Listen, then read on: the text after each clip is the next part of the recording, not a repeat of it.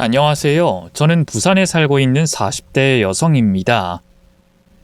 저는 남편과 이혼하고 현재 아들을 혼자 키우고 있는데요. 이혼을 하기까지 많은 일들이 있었어요. 제가 생각해도 답답할 정도로 결혼 생활을 이어갔는데 그때마다 현실적인 이유들이 제 선택을 머뭇거리게 만들었죠.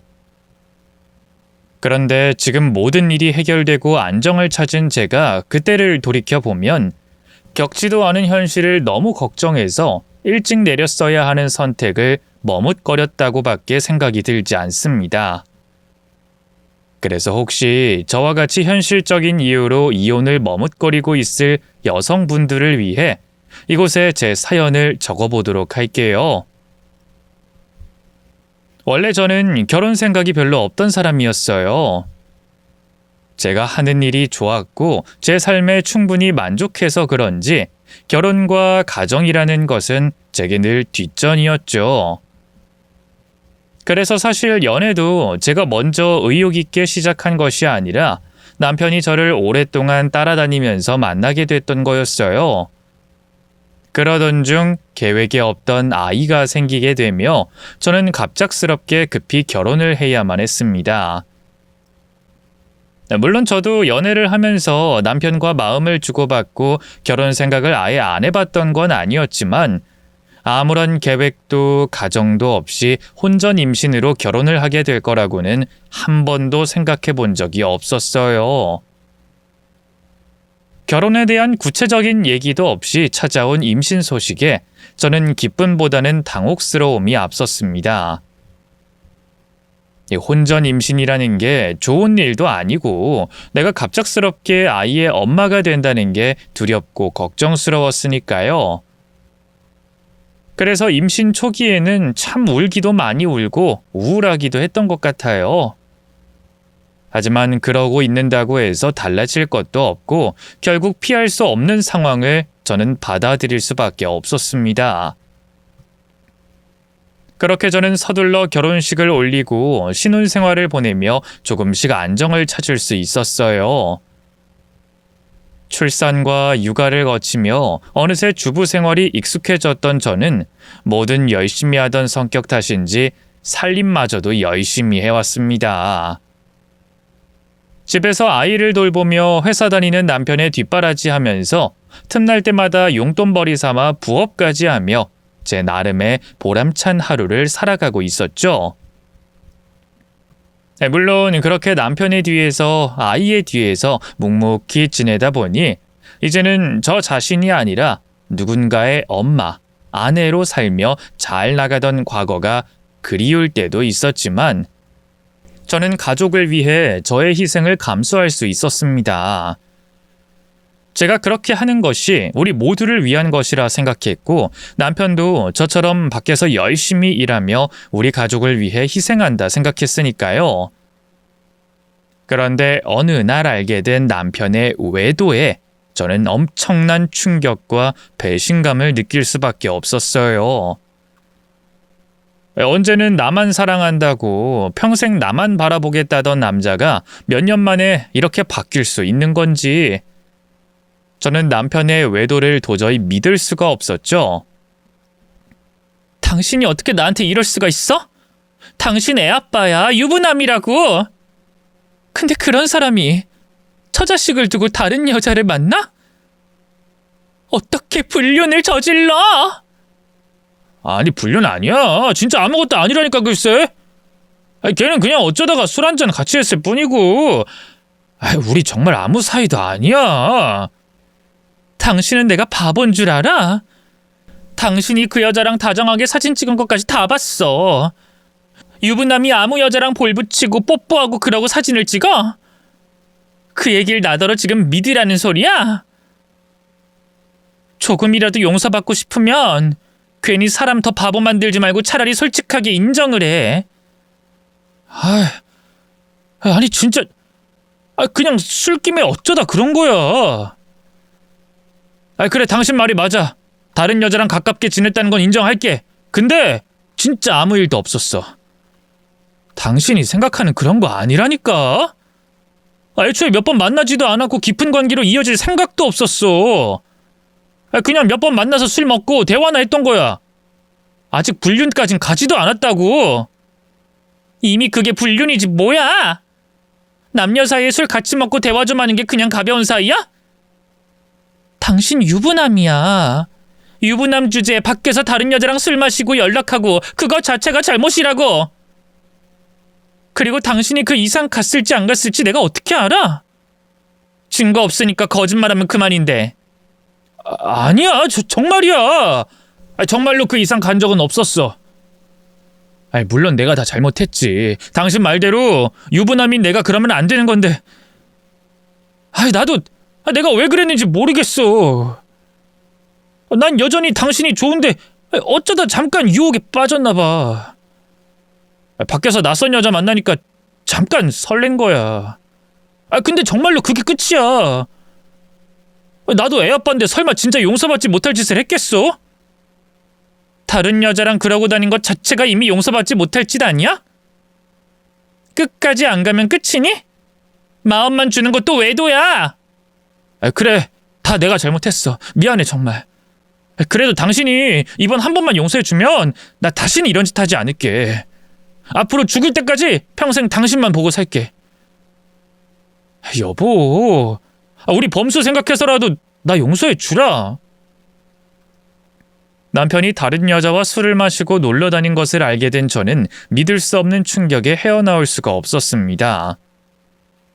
남편은 절대로 그 이상 부정한 짓은 하지 않았다고 싹싹 빌며 용서를 구했지만 저는 그 말을 쉽게 믿을 수는 없었어요.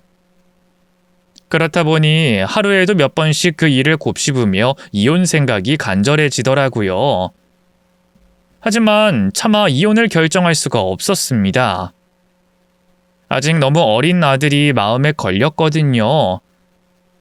차라리 애가 없었더라면 뒤도 돌아보지 않고 이혼했겠지만 아이가 있던 탓에 이혼 결정은 저 혼자만의 책임이 아니었습니다. 제가 이혼을 하면 아들에게는 아빠를 뺏기는 일이 될 텐데 그렇게 되면 아이가 받을 상처가 얼마나 클지 상상도 하기 싫었죠. 그래서 저는 남편이 절대로 불륜 관계까지 가지는 않았다고 얘기를 하니 아빠 없이 자랄 아이가 걱정되어 어쩔 수 없이 남편을 용서해 주기로 했습니다. 설령 그 말이 거짓말이라 할지라도 앞으로 다시는 그러지 않겠다는 남편 말을 믿어보기로 했죠. 그렇게 그 일을 묻고 다시 일상으로 돌아가며 여전히 아내와 엄마 역할을 하며 지냈지만 저도 모르게 그 일이 자꾸 떠오르는 건 어쩔 수가 없었어요.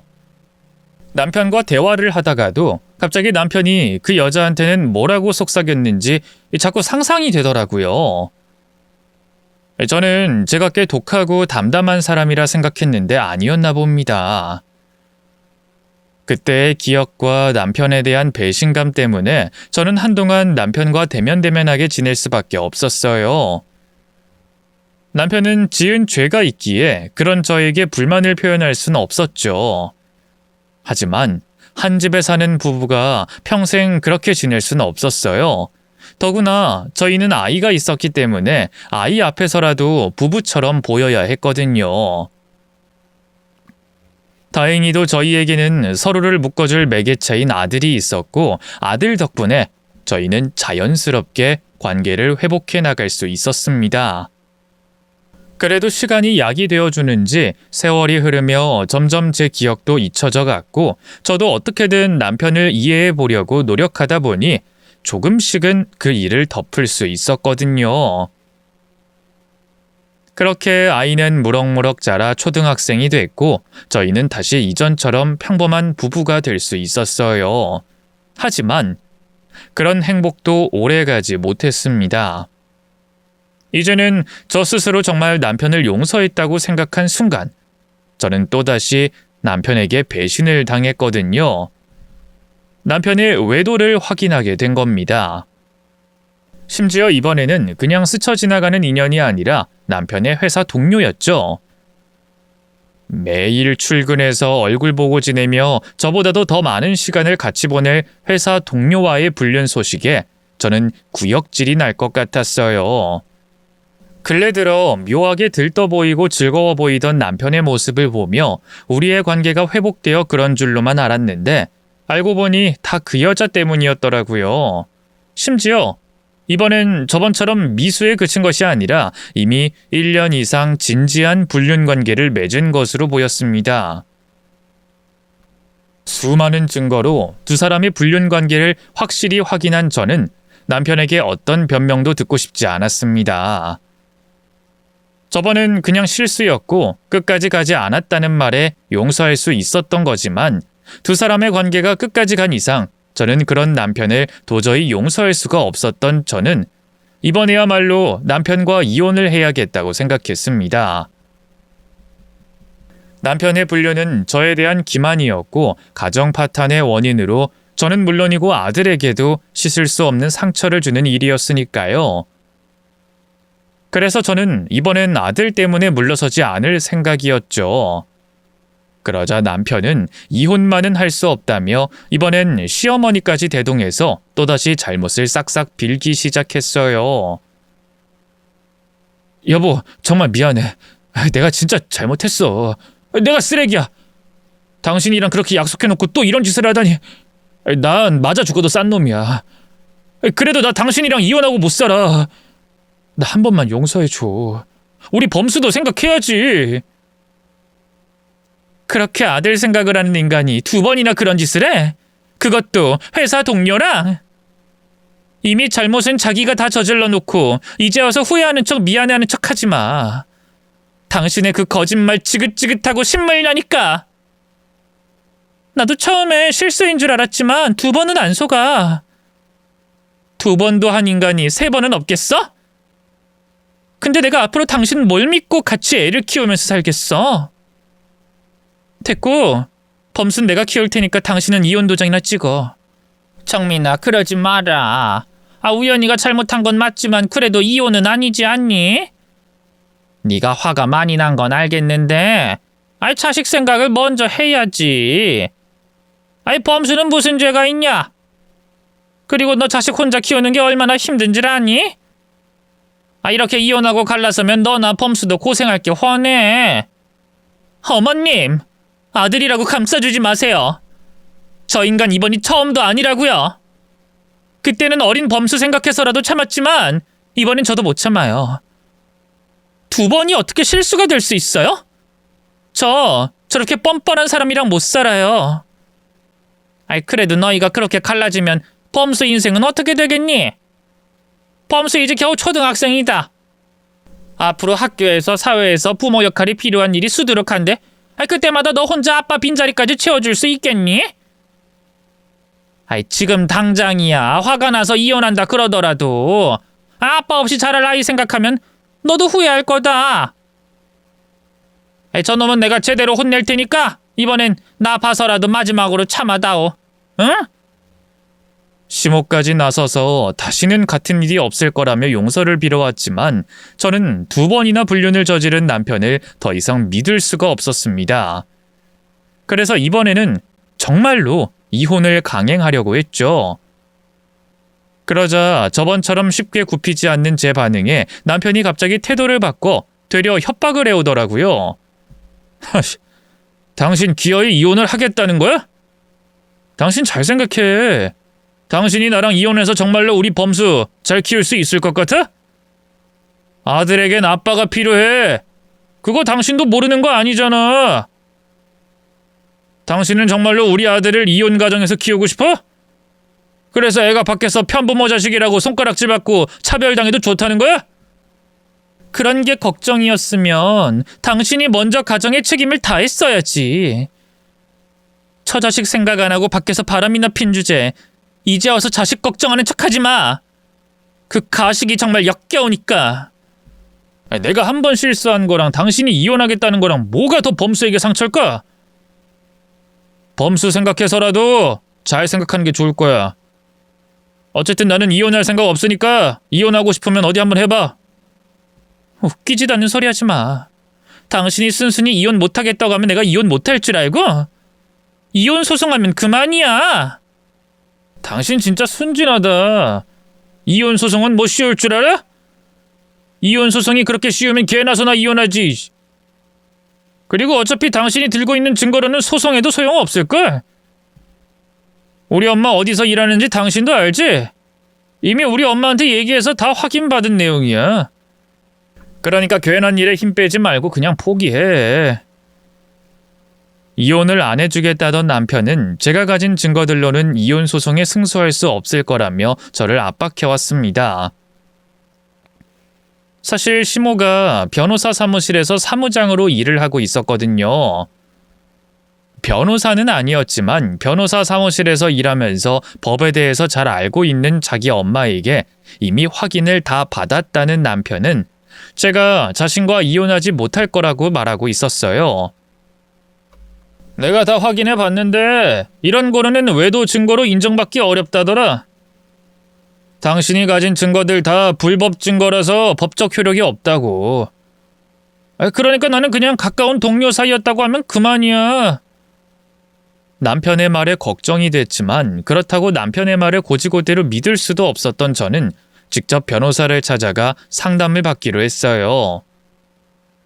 변호사님, 저 이혼할 수 있을까요? 제발 저 좀 도와주세요. 글쎄요. 이길 가능성이 전혀 없다고 할 수는 없지만 쉽지는 않을 것 같긴 하네요. 이게 간통죄가 없어지면서 불륜 사건이 좀 어려워졌거든요. 혹시 외도 증거라고 하실 만한 것들이 이것들밖에 없을까요? 이걸로는 좀 부족해 보여서요. 아니면 다른 사유로 소송을 해야 될 것 같고요. 네. 그럼 지금 가진 증거로는 힘들다는 말씀이죠? 네. 지금 상황으로는 좀 어려울 것 같네요. 최소한 이혼은 할 수 있더라도 아이 양육권을 완전히 가져오는 건 어려울 수도 있겠어요.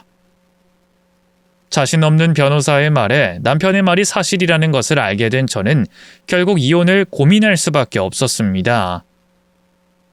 저한테 중요한 건 이혼보다 아이의 양육권이었는데 양육권을 제가 가져오는 게 확실한 게 아니라면 이혼 소송은 오히려 독이 될 수도 있는 일이었거든요. 그래서 고민이 길어졌고 고민이 길어지다 보니 결국엔 이혼을 포기할 수밖에 없었죠.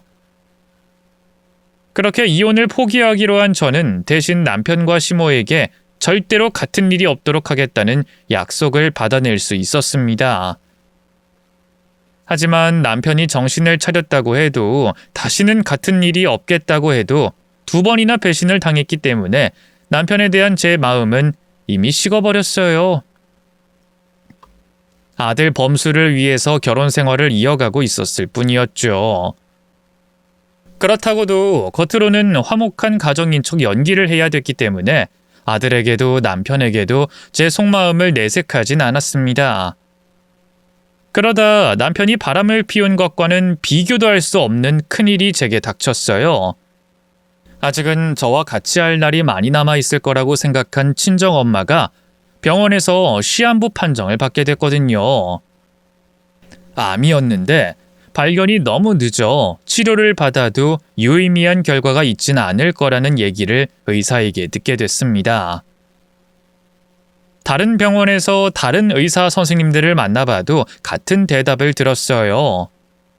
제발 어떻게든 나을 방법이 없는지 의사 선생님의 손을 붙잡고 얘기해봐도 통증을 줄여주는 치료가 전부라는 대답만 돌아왔죠. 하늘이 무너지는 것 같았고 엄마에게 신경 써주지 못한 제가 미웠습니다. 그동안 내 몸과 내 자식에게 신경 썼던 거에 반이라도 엄마에게 썼더라면 이런 일은 벌어지지 않았을 것 같아서 엄마의 병이 저 때문에 생겼고 제 잘못처럼 느껴졌어요. 그래서 엄마에게 너무너무 미안했고 얼굴을 쳐다보기 힘들 정도로 죄스러웠습니다. 하지만 저와 반대로 엄마는 처음 시한부 판정을 받을 때만 놀랐을 뿐 그 이후로는 덤덤하고 초연한 모습이었습니다. 엄마의 병이 자기 때문이라고 자책하고 있는 가족들을 다독여줄 만큼 말이죠. 그런 엄마의 모습을 보며 저와 가족들은 언제까지 슬퍼하고 울고 있을 순 없다고 생각했습니다. 함께할 시간이 많지 않았으니 슬퍼하고 울고 있는 대신에 조금이라도 더 많은 추억을 쌓아야 한다고 생각했죠. 그래서 눈물을 닦고 내려가는 입꼬리를 끌어올리며 웃었습니다. 그리고 그때부터 바빠져야 했어요. 엄마가 세상을 떠나시기 전까지 함께 기억할 수 있는 추억을 많이 쌓기 위해 같이 할 시간을 많이 가져야 했거든요. 그러려면 남편과 아이에게 엄마의 시한부 판정을 얘기해야 됐습니다. 저는 남편과 아이가 있는 자리에서 엄마의 시한부 판정과 앞으로 바빠질 것 같다는 얘기를 하며 가족들에게 이전처럼 신경을 써줄 수 없을 것 같다는 말과 이해를 구하게 됐죠. 그래서 앞으로 내가 그리고 엄마가 전처럼 챙겨줄 수가 없을 것 같아. 우리 엄마에게 시간이 많이 남아있다면 모르겠는데 너무 얼마 남지 않아서 매일매일 시간을 보내도 그 시간이 너무 짧거든. 그렇다고 아예 집안일이나 내가 할 일을 손 놓고 방치하겠다는 건 아니지만 확실히 지금보다는 안 될 일이 많을 거야.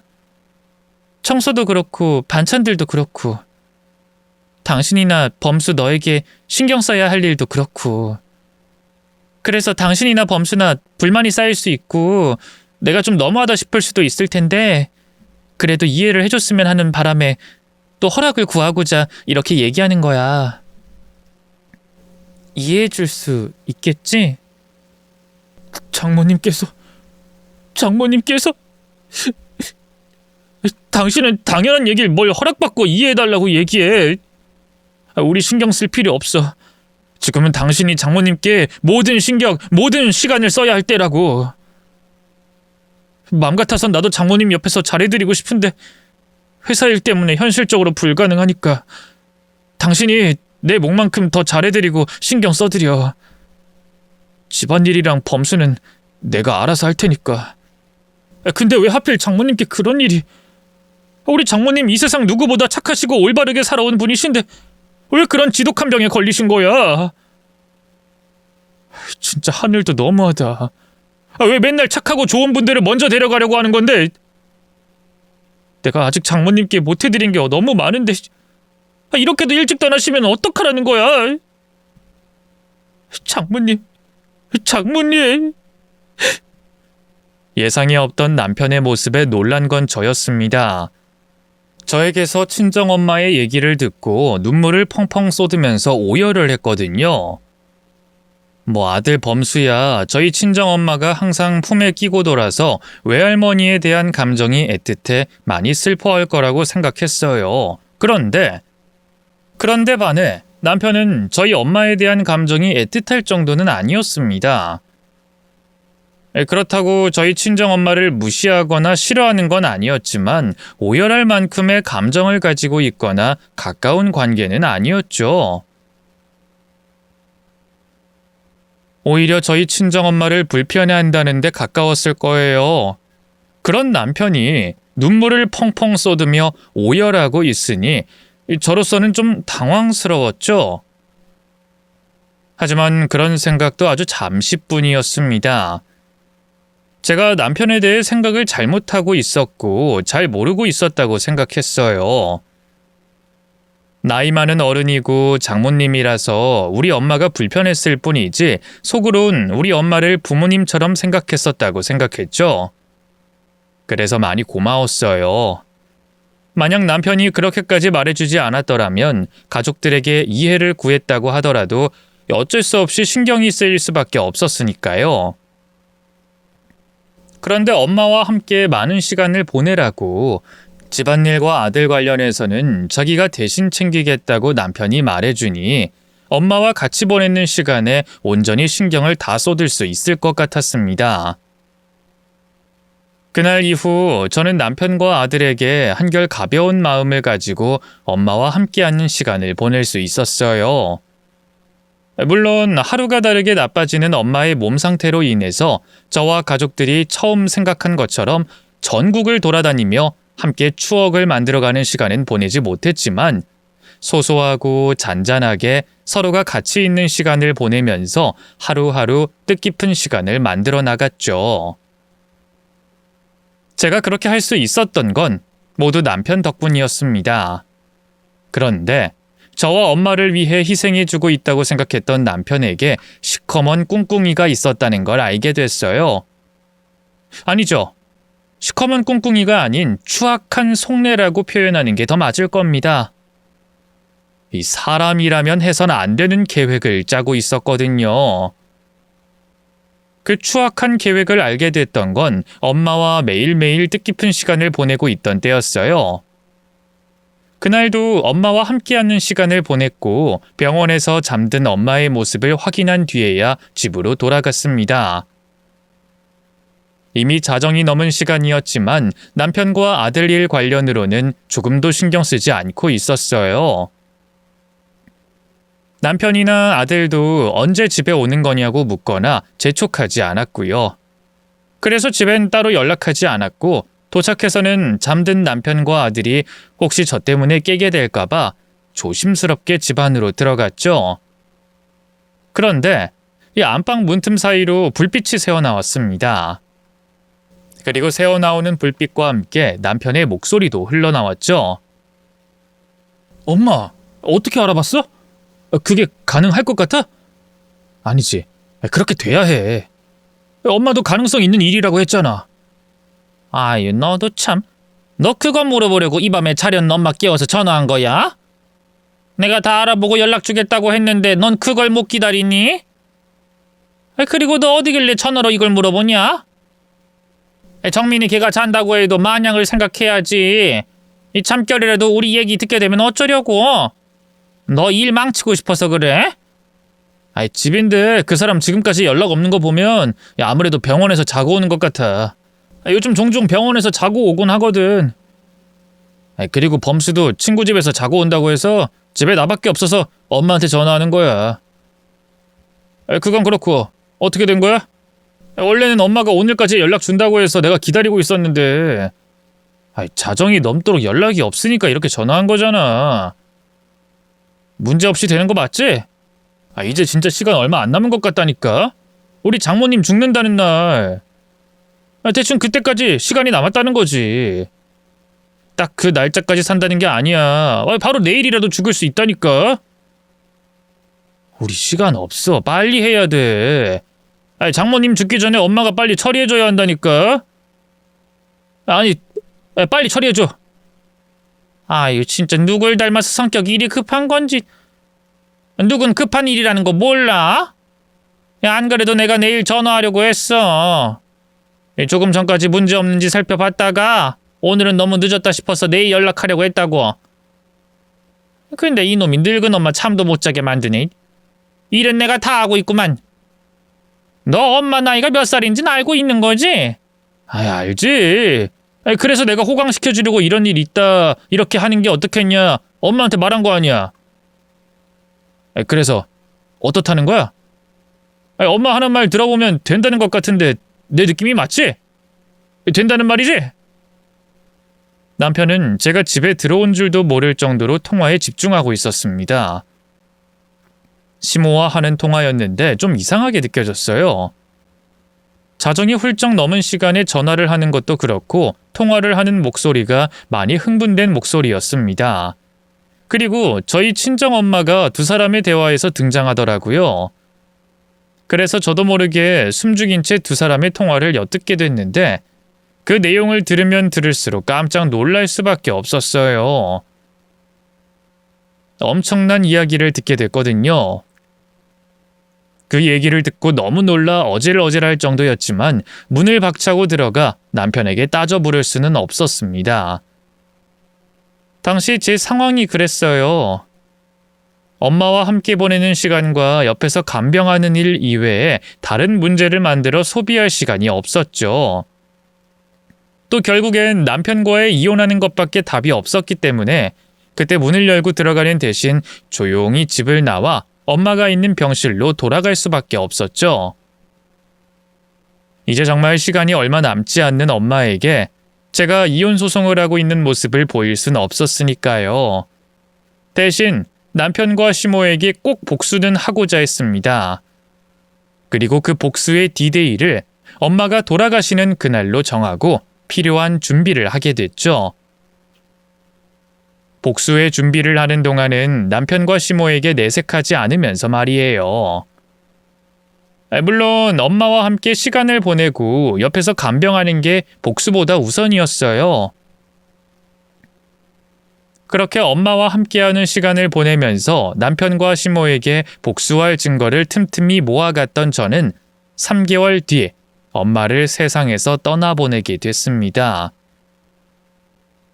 1년이 조금 안 되는 시간 동안 엄마를 떠나보낼 마음의 준비를 했지만 어떤 식으로 준비하든 얼마만큼의 시간 동안 준비를 하든 그 슬픔은 감당하기 힘든 슬픔이었어요.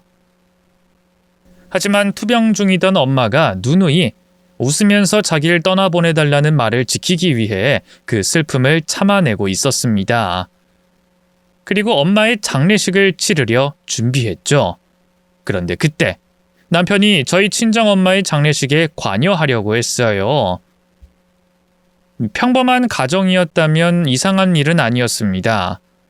장녀의 남편이 슬픔에 빠진 아내를 대신해 장모님의 장례식을 준비하는 게 뭐가 이상할 일이겠어요? 당연한 일이죠. 하지만 저는 남편의 시커먼 속내를 알고 있었기에 남편의 그 행동 역시도 가식이라는 걸 알고 있었어요. 자기가 세우고 만든 계획의 일부라는 걸 알고 있었죠. 그래서 남편이 저희 친정엄마의 장례식에 관여하고 손대는 게 싫었습니다. 용납할 수 없었어요. 그리고 그때가 남편과 시모의 추악한 속내를 밝힐 때라고 판단했죠. 저는 남편에게 우리 엄마 장례식에 손을 떼라고 말하면서 가족들이 있는 그 자리에서 모든 걸 밝혔습니다. 정우야, 장모님 장례식 관련해서는 내가 방금 식장 사람들이랑 얘기를 나눴거든? 그러니까 신경 쓰지 말고 네 누나랑 마음 좀 진정시키고 있어. 나는 나머지 처리할 일들 마무리하고 있을게. 야, 네가 우리 엄마 장례식을 왜 처리해? 네가 뭐라고? 이 쓰레기 같은 새끼가? 여보, 당신 갑자기 왜 그래? 나야 나, 당신 남편이라고. 장모님 장례식인데 당연히 내가 처리해야지. 미친 새끼. 어디서 착한 남편인 척 연기를 하고 있어? 아닌가? 우리 엄마 죽기만을 기다렸는데 이제 네가 원하는 대로 됐으니까 기뻐서 나대는 거야? 그런 거야? 여보, 장모님 돌아가셔서 충격받은 건 알겠는데 왜 나한테 그래? 그리고 할 말이 있고 못할 말이 있지 어떻게 장모님 돌아가시길 내가 바랬다고 말을 해. 나한테도 장모님 소중한 분이셨어. 당신 부모님이니 내게도 부모님과 마찬가지인 분이시라고. 근데 내가 무슨 장모님 돌아가시길 바라고 기뻐한다고 그래. 내가 겉으로 표현 안 해서 그렇지 나도 울고 싶어. 힘들다고. 근데 어떻게... 매형 흥분하지 마세요. 누나가 지금 너무 놀라서 정신이 없나 봐요. 제가 가라앉힐 테니까 잠시만 저쪽에 가 있으세요. 누나, 왜 그래? 매형이 뭘 잘못했다고 이러는 건데. 매형 말 맞다나 매형도 힘든 상황이야. 엄마가 돌아가셨는데 우리 가족 중에 누가 안 힘들고 누가 안 슬프겠어. 누나가 누구보다 힘들고 엄마 암에 걸려서 죽게 된 게 억울해서 어디에다가 풀고 싶은 마음은 알겠는데 가족끼리 이러지 말자, 응? 누나도 정신 차려야지. 맨정신으로 엄마 보내줘야지. 너 누나가 맨정신이 아닌 것 같아? 누나가 엄마 세상 떠난 일로 화풀이하는 걸로 보여?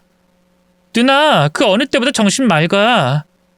그리고 이러는 데는 그럴 만한 이유가 있어서야.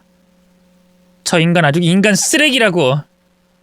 그런 인간이 우리 엄마 마지막 가는 일에 손대게 할 수 있겠어?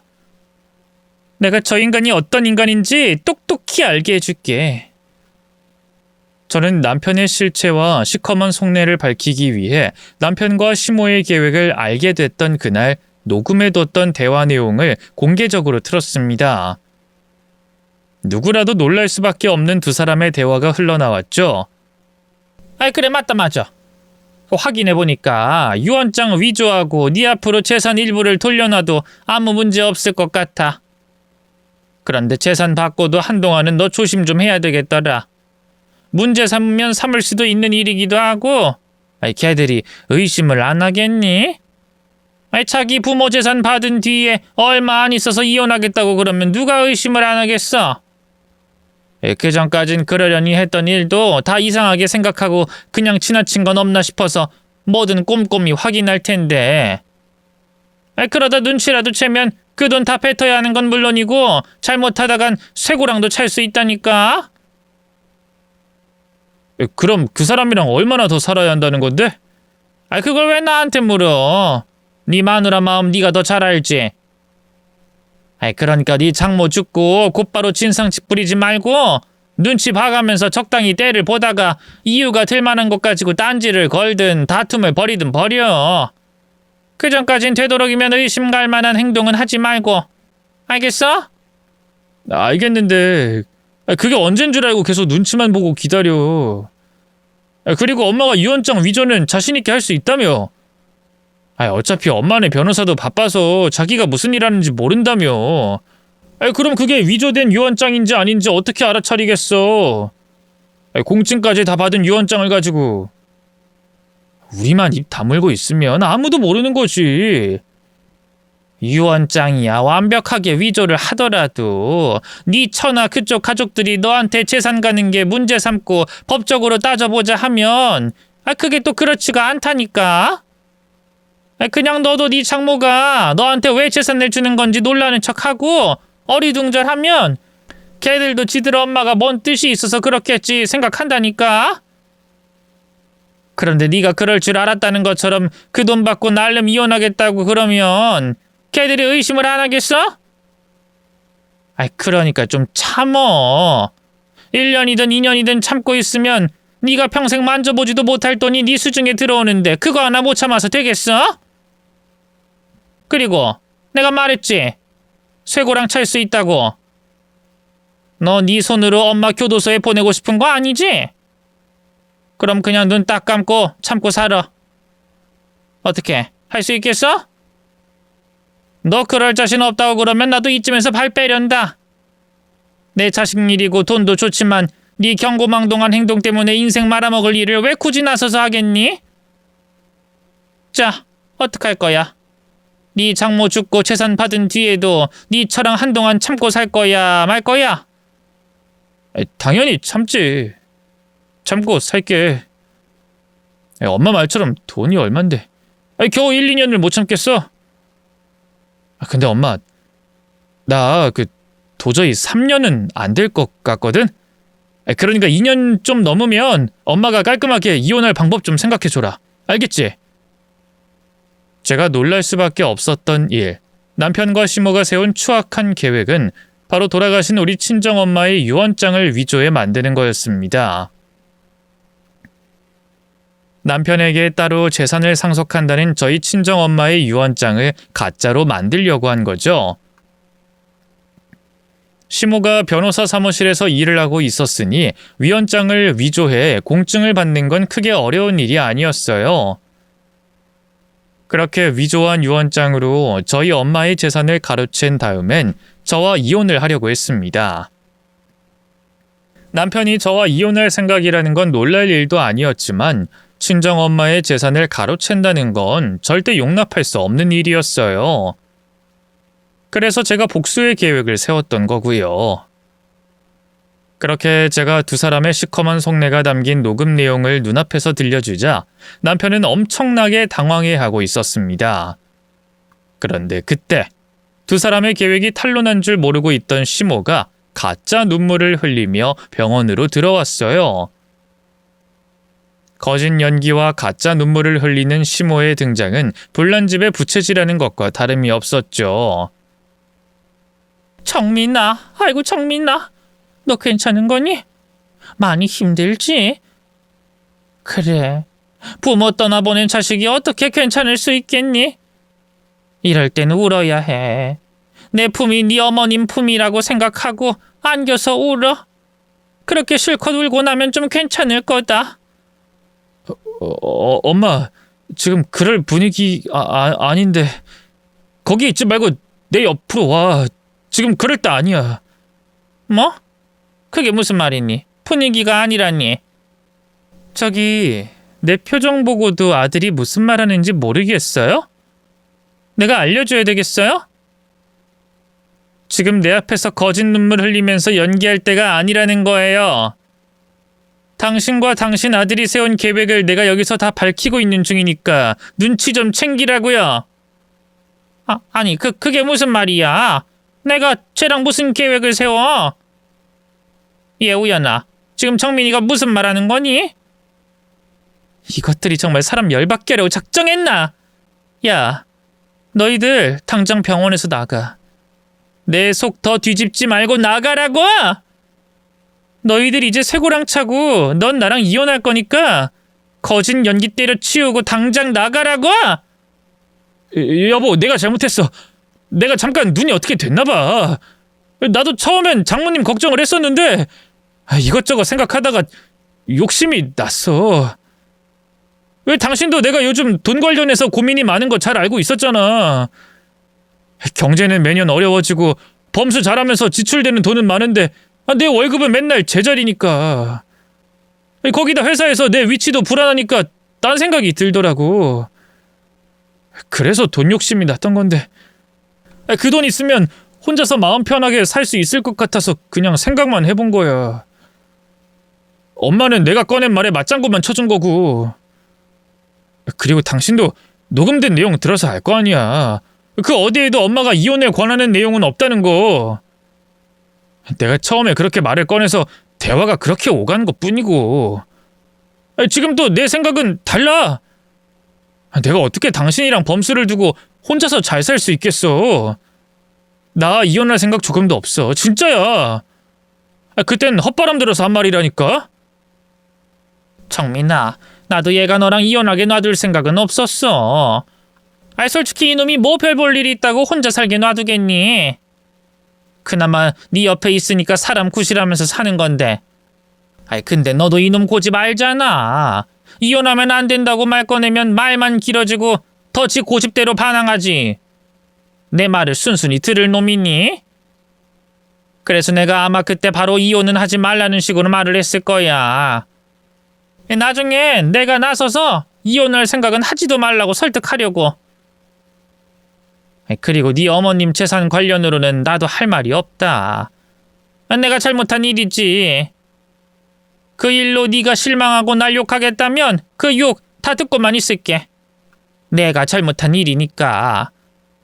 부모로서 자식을 올바른 길도 인도해야 하는데 덩달아 욕심부려서 미안하구나. 제발 용서해 다오, 응? 두 사람은 제가 내민 증거에 어쩔 수 없다는 듯이 일부 인정을 하며 용서를 빌었어요. 그러면서도 끝까지 거짓말을 하더라고요.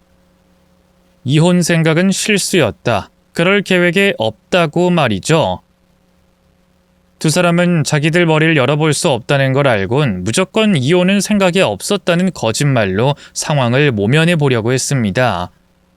그런데 그게 거짓말이라는 걸 확인할 증거가 제게 있었습니다. 저는 그 증거들을 두 사람에게 내놨죠. 바로 남편의 불륜 관계가 녹취되어 있는 녹음 파일과 사진들, 그리고 시모가 사전에 공증받아 놓은 우리 엄마의 가짜 유언장이었습니다. 우선 시모가 위조한 친정엄마의 유언장의 경우 이미 두 사람의 계획을 알고 있었기에 사전에 빼돌릴 준비를 하고 있었어요. 분명히 친정엄마가 돌아가시기 전에 가짜 유언장이 만들어져 있을 거라고 생각해 틈틈이 남편의 가방과 서랍을 뒤졌고 시댁에 갈 이유를 만들어서 어딘가에 있을 가짜 유언장을 찾았습니다. 그렇게 발견해 손에 넣은 가짜 유언장이었죠. 그리고 남편의 불륜은 저도 그전까지 모르고 있었던 일이었어요. 이 두 사람의 계획을 확실하게 입증하기 위해 또 가짜 유언장을 찾기 위해 뒤를 쫓고 증거를 찾다가 확인하게 된 일이었거든요. 제 버릇 개 못 준다고 남편은 이번에도 저 몰래 바람을 피우고 있었습니다. 그래서 저와 이혼을 하려고 했던 거예요. 우리 친정엄마의 돈을 가로채어 경제적으로 넉넉한 상황에서 바람 피우던 여자와 살림을 차리려고 말이에요. 그러한 사실을 시모도 알고 있었습니다. 저번처럼 아들을 혼내지 않고 있었던 건 자신의 도움만 있으면 아들의 계획이 그럴듯해 보였기 때문이었고요. 그런 두 사람에게 제가 남편의 불륜 증거와 가짜 유언장을 내놓자 두 사람은 더 이상 변명이 통하지 않겠다는 걸 깨달은 모습이었습니다. 조금 전보다 더 격렬하게 또 간절하게 제게 용서를 빌기 시작했죠. 정민아, 미안하다. 정말 미안하다. 내가 어떻게 하면 되겠니? 우연히를 내가 어떻게 하면 되겠어? 네가 이놈의 새끼 반병신을 만들라고 하면 내가 그렇게 하마. 영영 딴 년은 쳐다도 못 보게, 아니 남자 구실 못하게 만들라면 그것도 내가 그렇게 해주마. 네가 용서만 해준다면 뭐든 할 테니 제발 이번 한 번만 용서해 다오. 내가 이렇게 빌 테니. 여보, 나도 당신 하라는 거 다 할게. 내가 진짜 잘못했어. 응? 내가 무슨 말을 해도 못 믿겠다는 거 알겠는데 이번엔 진짜야. 진짜 앞으로는 집에만 있을게. 회사 출근하는 거 빼고는 친구 약속이든 회사 야근이든 다 무시하고 무조건 집에만 있을 테니까 제발 나 용서해줘. 그리고 우리 범수 생각해야지. 범수 아직 초등학생이야. 아직 아빠가 많이 필요할 때고. 요즘 애들은 빨라서 곧 사춘기 온다니까? 근데 우리가 이혼하게 되면 걔가 올바르게 자랄 수 있겠어? 방황이라도 하면 어떡하려고 그래? 제발 범수 생각해서라도 용서해줘. 내가 진짜 정신 차릴게. 내가 진짜 미안해. 그래 정민아, 범수 생각해야지. 어미가 자식 생각 안 하면 누가 하겠니? 나도 옆에서 이놈이 정신 차렸나 또 딴 생각은 하나하나 지켜보고 감시하마. 그리고 네 앞에서 항상 죄인이 되어 용서를 비는 마음으로 살게. 그러니 제발 용서해 다오. 이번에도 남편 입에선 아들 범수 이야기가 나왔어요. 어이가 없더라고요. 어쩜 제가 예상한 것 그대로 나오는가 싶어서 말이죠. 제가 가장 사랑하는 사람이자 약점인 아들을 볼모로 삼는 게 당연한 일인진 모르겠지만 이번에는 저도 달랐습니다. 2번이나 바보 등신짓을 했으면 됐지 3번이나 같은 후회를 반복할 수는 없었으니까요. 당신들은 창피하지도 않아? 당신들이 잘못한 일에 자식을, 손주를 내세우고 싶어? 그리고 두 사람 모두 범수를 자식으로, 손주로서 생각하긴 하는 거야? 그런 사람들이 자식 두고 딴 여자 만나고 이혼할 생각을 해? 또 그걸 말리진 못할 망정 옆에서 돕고 있고. 당신들은 범수를 조금도 생각하지 않아. 그냥 지금 이 순간을 모면하려고 내 유일한 약점이 범수라는 걸 알아서 애를 내세우는 거라고. 나 당신들 용서할 생각 없어. 우리 엄마 죽길 바라고 유언장까지 위조해서 돈 가로채려는 사람들을 왜 용서해? 거기다 당신이 바람 피운 게 몇 번째야. 그걸 참고 용서하면 내가 진짜 미친년이지. 뭔 일을 당해도 싼 년이지. 그리고 혹시나 내 마음이 약해지면 어떡하나 싶어서 이미 조치도 다 취해놓은 상황이야. 조치라니? 그게 무슨 말이야? 그러지 마 여보. 내가 진짜 잘못했다니까? 우리 좋았던 때도 있었잖아. 그때로 다시 돌아가자. 내가 진짜 당신에게 또 범수에게 잘할게. 이미 내 손 떠난 일이야. 경찰에게 당신들이 한 짓들 전부 신고했고 변호사 고용해서 고소장도 이미 작성해놨어. 당신 엄마가 그렇게도 법을 잘 알고 있으니까 잘 알겠네. 뭐로 신고를 했고 무슨 죄로 내가 소송을 걸 건지. 뭐? 소송? 경찰에 신고를 했다고? 여보, 당신 진짜 왜 그래? 우리끼리 조용히 해결할 수 있는 일이잖아. 꼭 이렇게 가족끼리 법정 다툼 벌이고 신고까지 해야 하겠어? 이렇게 되면 범수도 결국엔 알게 될 텐데 이게 아이 교육상, 정서상 좋을 것 같아? 애가 삐뚤어지면 어떡하려고 그래? 야, 너 같은 새끼를 아비로 두고 있는 것보다 훨씬 더 나은 일이야. 우리 범수를 위해서 너 같은 쓰레기, 네 엄마 같은 쓰레기 곁에 없어야 한다고. 내가 분명히 병원에서 나가라고 했어. 지금 당장 안 나가면 나 경찰 부른다. 불러. 여보, 이건 아니야. 아무리 내가 잘못했다고 해도. 그래, 정민아. 너 이러면 나중에 범수한테 원망 듣고 하나님에게 천벌받는다. 이런 식으로는 사람 망가뜨리면 안 되는 법이야. 보자 하니까 이 사람들이 진짜. 매영, 아니 야! 너 안 꺼져? 이 새끼가 사람 기만을 해도 정도가 있지. 야, 너 지금 네 엄마 데리고 안 꺼지면 나한테 죽는다. 나 지금 눈에 뵈는 게 없는 놈이야. 내가 우리 엄마 돌아가신 날이라 겨우겨우 참고 있는데 계속 우리 엄마 모욕하는 짓 하고 있으면 더는 못 참아. 진짜 넌 내 손에 죽어. 옆에서 듣고 있던 동생마저 화를 참지 못하고 위협하자 남편은 겁을 먹었어요. 그리고 두 사람을 꼭 처벌하겠다고, 벌 내리겠다고 결의에 찬 제 눈빛을 보고는 더 이상 용서를 빌어도 아들을 볼모로 삼아 협박을 해도 소용없다는 걸 알아차린 듯 보였습니다. 모든 걸 포기한 표정과 몸짓으로 자기 엄마를 데리고 병원 밖으로 나갔죠. 두 사람이 병원 밖으로 나간 걸 확인하고는 저도 다리에 힘이 풀려 주저앉게 됐습니다. 두 사람에게 복수를 성공했다는 생각에 그동안 저도 모르게 하고 있던 긴장이 한순간에 풀려서 말이죠. 물론 금방 다시 일어서야 했습니다. 남편과 시모를 향한 복수가 아직 다 끝난 것도 아니었고 엄마의 장례식도 치러야 했으니까요.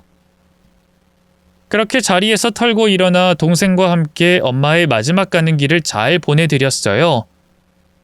이후 엄마를 떠나보낸 마음을 추스를 시간이 없이 남편과 시모 두 사람에 대한 복수를 마무리하기 위해 움직였습니다.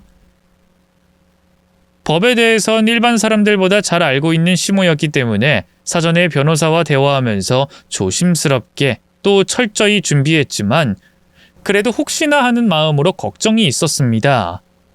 하지만 모두 제가 생각한 대로 또 변호사와 대화하며 계획한 대로 두 사람에게 합당한 처벌을 내릴 수 있었죠. 물론 법의 테두리 안쪽에서 말이에요. 시모가 한 가짜 유언장의 경우 유언장이 행사되지 않아서 처벌받지 않을 수도 있었지만 허위로 공증을 한 점으로 사문서 위조죄가 인정됐고 변호사 사무실에서 일을 하며 남들보다 법에 대한 이해가 높다는 이유로 죄질이 나쁘다 판단되어 실형을 살게 됐어요. 또 제가 알기로는 시모가 일하던 변호사 사무실 쪽에서도 고소를 한 걸로 알고 있습니다. 아마 변호사 사무실이니만큼 시모에게 죄를 물을 수 있는 건 다 묻지 않을까 싶어요. 그리고 남편의 경우 사문서 위조 교사 혐의가 인정되어 처벌받게 됐습니다. 앞선 판결들로 인해 저와 남편의 이혼은 너무나도 당연하게 저의 승소가 됐죠. 그렇게 남편과의 악연을 잘라낼 수 있었지만 모든 게 해결됐던 건 아니었습니다. 아들 범수가 이 상황을 이해할 수 있게 설명하는 게 이혼을 하고 난 이후의 제 고민거리였죠. 항상 남편과 이혼하는데 머뭇거리게 됐던 이유였던 만큼 이번에도 제 입에서 말이 나오는데 한참 시간이 걸렸습니다. 또 그렇게 해서는 안 됐지만 아이가 너무 큰 충격을 받지 않게 하려고 인간 쓰레기인 남편을 너무 나쁘게만 표현하지 않으려고 했어요. 그런데 아이도 다 알고 있더라고요. 남편이 얼마나 나쁜 사람인지. 물론 남편이 몇 번을 바람피웠고 외할머니가 어떤 생각을 하고 있었고 무슨 계획이 있었는진 모르고 있었지만 그 사람이 얼마나 가정에 불성실했는지 또 아빠의 자격이 없는지 다 느끼고 알고 있었습니다. 그 얘기를 들으면서 제가 왜 조금 더 빨리 옳은 생각을 하지 못했을까 원망스럽고 후회스러웠어요. 그리고 이제는 정말 아들에게 잘해주겠다고 행복하게 해주겠다고 다짐하게 됐죠. 그래서 지금은 아이에게 아빠의 빈자리가 느껴지지 않을 만큼 차고 넘칠 만큼 잘해주고 있어요. 나중에 우리 범수가 다 자라서 아빠 같은 인간과 헤어져서 다행이라고 또 고맙다는 말을 듣기 위해 앞으로도 쭉 아들을 위해 살아가려고 노력하고 있습니다.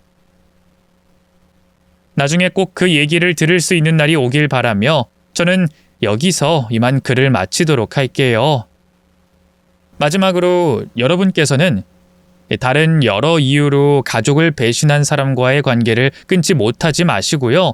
항상 더 나은 미래를 위한 옳은 결단과 판단을 내리셨으면 좋겠습니다. 그럼 다들 건강하시고요. 행복한 하루 보내시길 바라겠습니다. 감사합니다.